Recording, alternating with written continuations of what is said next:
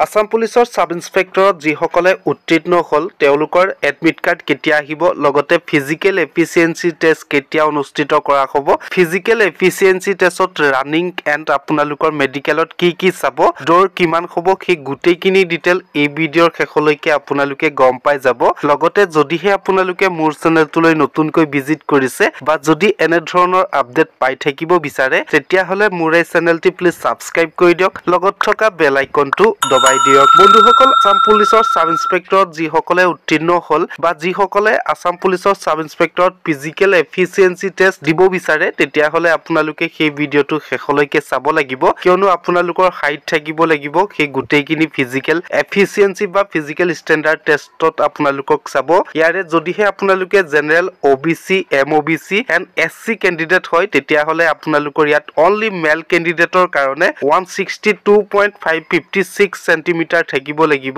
মেল ক্যান্ডিডেটৰ কাৰণে 162.56 সেন্টিমিটাৰ থাকিব লাগিব অৰ্থাৎ আপোনালোকৰ 5 ফুট 3 ইঞ্চি থাকিব লাগিব তেতিয়াহে আপোনালোকক ফিজিক্যাল এফিচিয়েন্সি টেষ্ট দিবলৈ দিব লগতে যদিহে আপোনালোকে ফিমেল ক্যান্ডিডেট হয় তেতিয়া হলে আপোনালোকৰ ইয়াত 154.94 সেন্টিমিটাৰ থাকিব লাগিব অৰ্থাৎ 4 ফুট 5 ইঞ্চি আপোনালোকৰ থাকিব লাগিব তেতিয়াহে আপোনালোকৰ সাব ইন্সপেক্টৰত ফিজিক্যাল ষ্টেণ্ডাৰ্ড টেষ্ট দিবলৈ দিব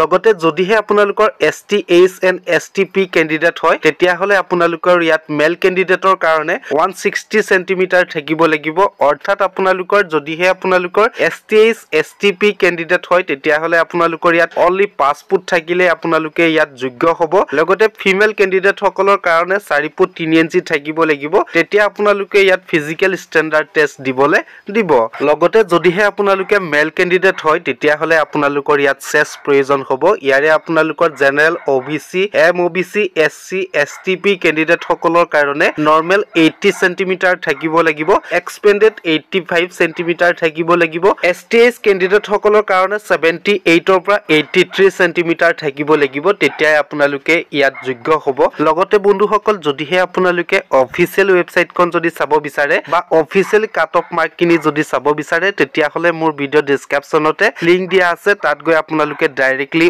অফিচিয়েল ওয়েবসাইট আপোনালোকে ভিজিট কৰিব পাৰিব বা আপোনালোকে কাট অফ মাৰ্ক কিনি লগতে আপোনালোকৰ হাইট কিনি সম্পূৰ্ণভাৱে চাব পাৰিব বন্ধুসকল যদিহে আপোনালোকে আসাম পুলিচৰ সাব ইন্সপেক্টৰত অলৰেডি কোৱালিফাই হৈছে ইয়াৰে আপোনালোকৰ নেক্সট লেভেল হৈছে ফিজিক্যাল এফিচিয়েন্সি টেষ্ট অনুষ্ঠিত কৰা হ'ব ইয়াৰে আপোনালোকৰ ফিজিক্যাল এফিচিয়েন্সি টেষ্ট আপোনালোকৰ 40 মাৰ্কৰ হ'ব ইয়াতে আপোনালোকৰ 1600 মিটাৰ ৰানিং হ'ব মেল ক্যান্ডিডেট সকলৰ কাৰণে লগতে ফিমেল ক্যান্ডিডেট সকলৰ কাৰণে 800 মিটাৰ ৰানিং হ'ব বন্ধুসকল লগতে আপোনালোকৰ লং জাম্প অনুষ্ঠিত কৰা হ'ব মেল ক্যান্ডিডেট সকলৰ কাৰণে 335 সেন্টিমিটাৰ মিনিমাম লগতে ফিমেল ক্যান্ডিডেট সকলৰ কাৰণে 244 সেন্টিমিটাৰ মিনিমাম আপোনালোকৰ লং জাম্প থাকিব ইয়াৰে আপোনালোকৰ লং জাম্প কিনি ক্লিয়াৰ কৰিব লাগিব তেতিয়া আপোনালোকৰ ইয়াত কোৱালিফাই কৰা হ'ব লগতে বন্ধুসকল যদি আপোনালোকে মেল ক্যান্ডিডেট হয় তেতিয়া হলে আপোনালোকে 1600 মিটাৰ কমপ্লিট কৰিব লাগিব 450 সেকেন্ডত অৰ্থাৎ আপোনালোকে 7.5 মিনিটত 1600 মিটাৰ কমপ্লিট কৰিব লাগিব তেতিয়াই আপোনালোকে ইয়াত কোৱালিফাই হ'ব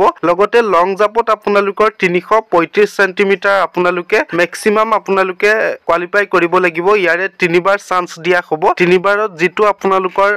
হাই জাম্প হ'ব সেইটো আপোনালোকৰ ইয়াত ধৰা হ'ব আসাম পুলিচৰ সাব ইন্সপেক্টৰত যদিহে আপোনালোকে ফিমেল ক্যান্ডিডেট হয় তেতিয়া হলে আপোনালোকৰ ইয়াত 800 মিটাৰ ৰানিং কৰা হ'ব ইয়াৰে 800 মিটাৰ আপোনালোকে 240 সেকেন্ডত কমপ্লিট কৰিব লাগিব লগতে বন্ধুসকল আপোনালোকৰ লং জাম্প অনুষ্ঠিত কৰা হ'ব লং জাম্প হৈছে 244 সেন্টিমিটাৰ আপোনালোকৰ লং জাম্প মিনিমাম কোৱালিফাই কৰিব লাগিব লগতে বন্ধুসকল আপোনালোকক 3 বাৰ চান্স দিয়া হ'ব 3 বাৰত আপোনালোকৰ যেটো জাম্প হাই হয় সেই জাম্পটোকে আপোনালোকৰ কোৱালিফাই কৰা হ'ব লগতে যদিহে আপোনালোকৰ এতিয়ালৈকে আসাম পুলিচ সাব ইন্সপেক্টৰত এডমিট কাৰ্ড কেতিয়া ৰিলিজ হ'ব গম পোৱা নাই তেতিয়া হলে আপোনালোকৰ আসাম পুলিচৰ sub inspector admit card release হ'ব 9 মাৰ্চৰ পৰা আপোনালোকে এডমিট কাৰ্ডখন ডাউনলোড কৰিব পৰা হ'ব লগতে আপোনালোকৰ আসাম পুলিচৰ সাব ইন্সপেক্টৰত ফিজিক্যাল ষ্টেণ্ডাৰ্ড টেষ্ট অনুষ্ঠিত কৰা হ'ব 18 মাৰ্চৰ পৰা আপোনালোকৰ ক্ৰমান্বয়ে সাব ইন্সপেক্টৰৰ ফিজিক্যাল ষ্টেণ্ডাৰ্ড এণ্ড ফিজিক্যাল